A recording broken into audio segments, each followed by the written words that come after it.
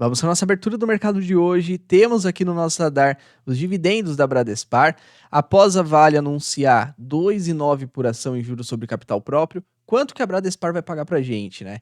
Vamos falar da data, vamos falar do valor, e esse valor ele pode aumentar, também ele pode diminuir, após você entender que temos esse processo da Littel aqui fazendo preço nas ações, né? Eu acredito que nesta cotação de 18,50 já tem grandes fundos aí olhando para esse preço para papar as ações da Bradespar.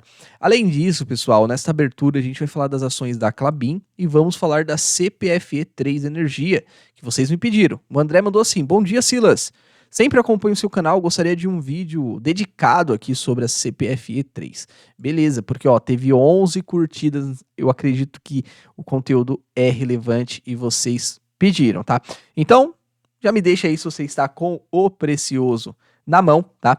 Nesta manhã, domingão, a gente também teve ontem, pessoal, o que aconteceu? O Trump, ele foi ali numa conferência do Bitcoin e ele disse que vai transformar os Estados Unidos em uma superpotência de Bitcoin. E tivemos movimentação no nosso Bitica, né? Então, no vídeo anterior, a gente estava com 10% de alta no Bitica e o Bitica caiu para 8,4%. Tá? Só que ele caiu um pouco mais, mas só que mostrou mais força ainda, voltando aí a incomodar a região dos 68 mil dólares, tá bom?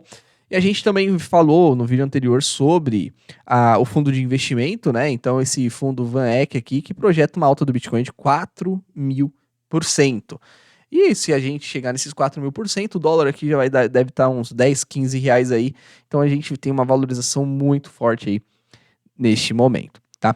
Então é isso, pessoal. Nesta manhã vamos falar sobre essas empresas, sobre o que está acontecendo, sobre os dividendos, sobre o Bitica. Já me deixem nos comentários qual delas você tem. Então, ó, a Vale, ela anunciou 2,9 em juros sobre o capital próprio. Aqui, ó, no dia 2 de agosto será a data com. No dia 4 de setembro será a data do pagamento, tá? Desses 2,9. E a gente tira os 15% de imposto de renda, ficaremos ali com 1,70 por ação, tá? E aí, a Bradespar, o que ela vai fazer? Ela pega esse valor recebido da Vale, tá?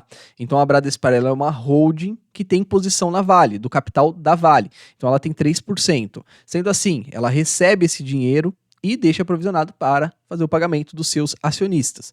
Neste caso, estamos falando de 2,9, que seria o juro sobre o capital próprio, tirando os 15%, tirando um pouco ali dos custos que a holding tem, a gente está falando de um dividendo chegando na casa entre 87 centavos. Então isso é o que vai ficar projetado, que eu vou ficar aqui no meu radar olhando para 87 centavos em dividendo. Só que aí tem um pulo do gato, pessoal. Por quê? Porque a Bradespar não vai pagar agora. E se ela trouxer esse pagamento agora, então vai ser algo que não aconteceu nos últimos anos. Se ela anunciar esse pagamento já agora. Então, ó, em 2023, ela pegou, mesma coisa, a Vale anunciou também mês 8 e ela só pagou ali no mês 12, tá? Ela anunciou a Datacom no mês 11 e o pagamento no mês de dezembro.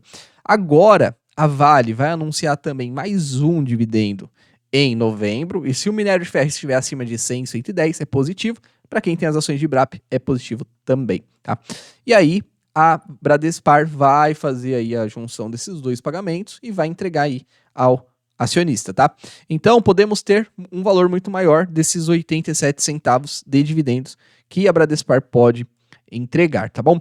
E neste momento, ó, abaixo do preço-valor patrimonial de 1, e é interessante você trazer uma análise assim, ó. É uma commodity? Sim. Minério de ferro. É cíclico? Sim.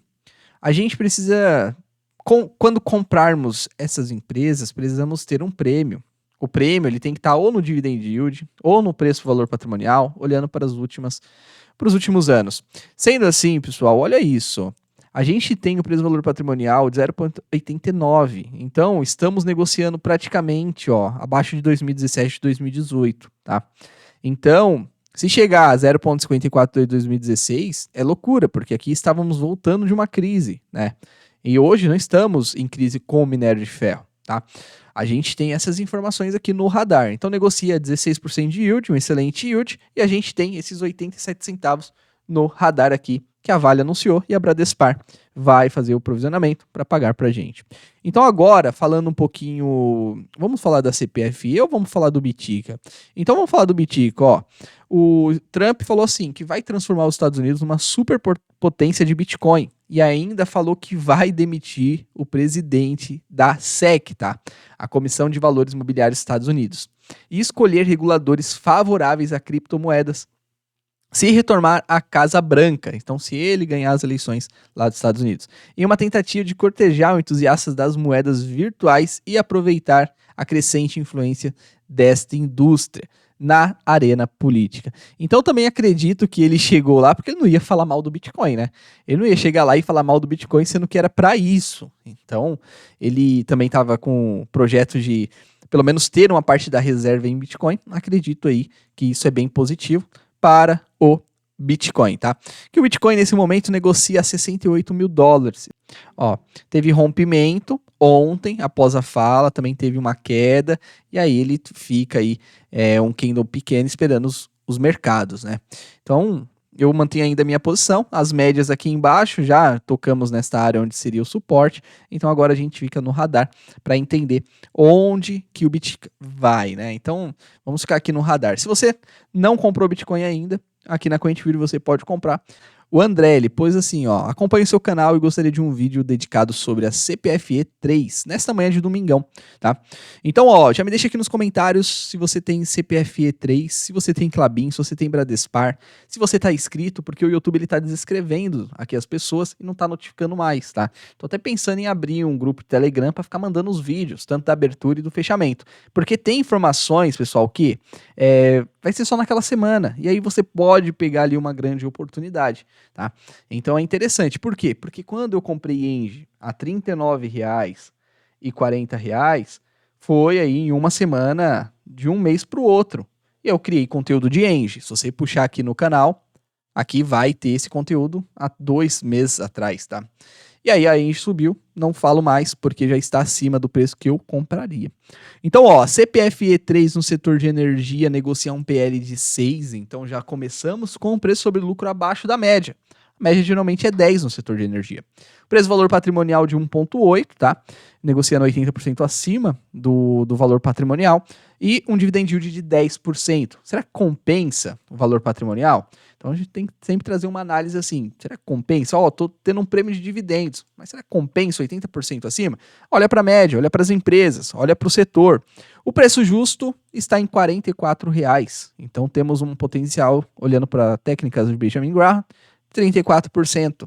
Olhando para os indicadores, eu vejo que o payout está em 64%, e esta análise de dividendos eu olho também para a sua média e olho para a política.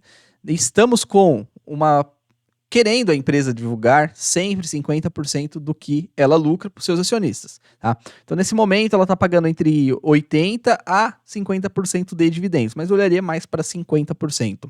A sua margem líquida está maior do que a do próprio setor, de 12 para 14 na média. Tá? Então, é interessante olhar para isso. O seu lucro por ação de R$ 4,87 vem aí, ó, crescendo desde 2017, tá? Então, a empresa ela vem melhorando as margens, porque ó, a margem líquida também teve um ajuste positivo de 4% para 14%. 14% para mim é uma margem bem positiva, tá? A liquidez corrente me mostra aqui uma preocupação no curto prazo de 0,92, tá?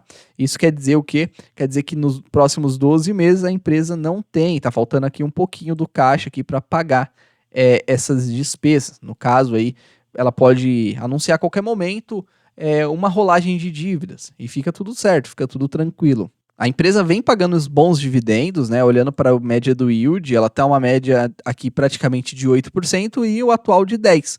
Então você precisa sempre ter isso em mente. Pô, tá pagando bons dividendos, por que melhorou? Melhorou, trouxe mais rentabilidade, aumentou o lucro, aí passou o ciclo de investimento, começou a distribuir dividendos. Então tem que ter um pensamento meio nesta linha de raciocínio aqui para você dar uma olhada no balanço, tá? Ah, tá chegando investimento. Então, será que vai ficar igual 2016, 17, 18, 19? Então tem que ficar de olho nisso. O lucro líquido, ele cresce linearmente, poucas empresas aqui no Brasil fazem isso de crescer, ó. Então, ó, 800 milhões foi para aqui 5,5 bilhões de reais, tá? E o payout, ele manteve-se, foi de 90%, quase 100% em 2021, e aí teve aquele boom de pagamento em dividendos. Então, preço teto de R$ 49,00. Só que agora, pessoal, vem o quê? Vem a charada do bolo. Por quê? Porque eu gosto sempre de olhar para os preços justos, né? E nesse momento a gente tem aqui o preço justo da CPFE3 em 21,40. Nossa, Silas, e ela tá negociando acima de 30. Calma, pessoal, por quê? Porque eu mandei o preço justo aqui na comunidade, aqui ó, o valuation referente aos dados de 2023 com 2024.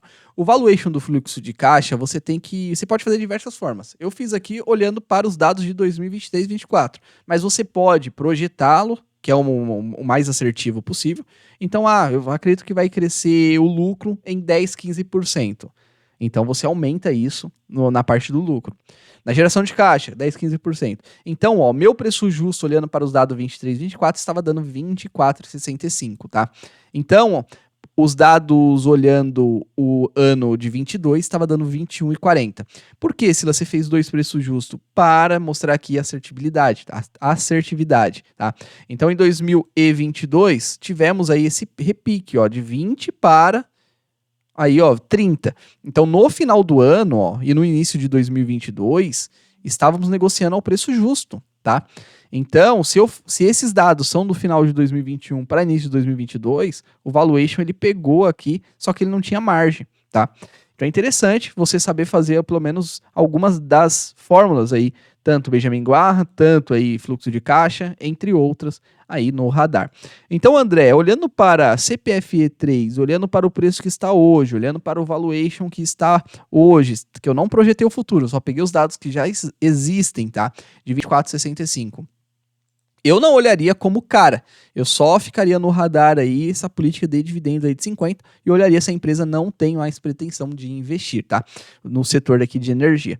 Então, olhando para isso, eu fico com essas informações aqui no radar. Agora, pessoal, vamos falar da Klabin. A Klabin, ela bonificou e também está entregando dividendos. E qual que é o case aqui, Silas? Primeiramente, a gente tem um ponto. O ponto é que os investidores que pegaram essa bonificação e venderam, eles foram diluídos. E aí eu tenho duas projeções de dividendos para a Klabin agora. No trimestre anterior, ela trouxe 1,6 de geração de caixa, e isso daria 23 centavos aqui por ação, já com as cotas da bonificação que foram aqui entregues, tá? E agora, a projeção vai de 0,27. Só que antes da bonificação, a gente estava com um dividendo de 30 centavos. Então, se a pessoa pegou a bonificação e vendeu da Klabin, ela foi aqui diluída, tá? E não é interessante ser diluído. É interessante ficar no radar tudo isso. Então, olhando para isso, eu gosto de Klabin aqui por causa desta política. E isso é muito bom porque no EBITDA ajustado ela trouxe 1,6, a projeção do mercado é de 2. Então, nisso a gente vai para uns 27, 30 centavos aí ao ano, tá? E aí, se fosse do lucro líquido, a gente estaria falando de pagamento de dividendos praticamente de 80% do quanto lucra. Então é interessante, eu gosto aqui do case de Klabin, tá? Para maiores informações, como a gente já comentou aqui dos dividendos aqui da Klabin, a gente tem um cenário positivo, que a celulose fechou em alta, tá? O trimestre, e o dólar, tá? Por que, Silas, o dólar? Porque olha o dólar, o salto que ele deu, o USD. Dólar negociando nesse primeiro trimestre em 5,30. Então ele foi de 5,30 a R$5. Então olhando para o quarto tri, que ele estava 4,80, então vamos ter aí uma celulose mais cara e um dólar trazendo receitas maiores para a Klabin, tá? Então é interessante, pessoal, é interessante ficar aqui no radar. E aí fica o meu convite a todos vocês para se inscrever aqui no canal, tá? A gente fala todos os dias sobre as ações, sobre o que está acontecendo, tá? Então é interessante a gente sempre ficar atualizado. Então, hoje é domingão, já me deixa aí nos comentários se você já tá aí com o Precioso, que é importante a gente sempre estar falando disso também, tá bom? Meus agradecimentos, fiquem com Deus, bons investimentos e até a próxima.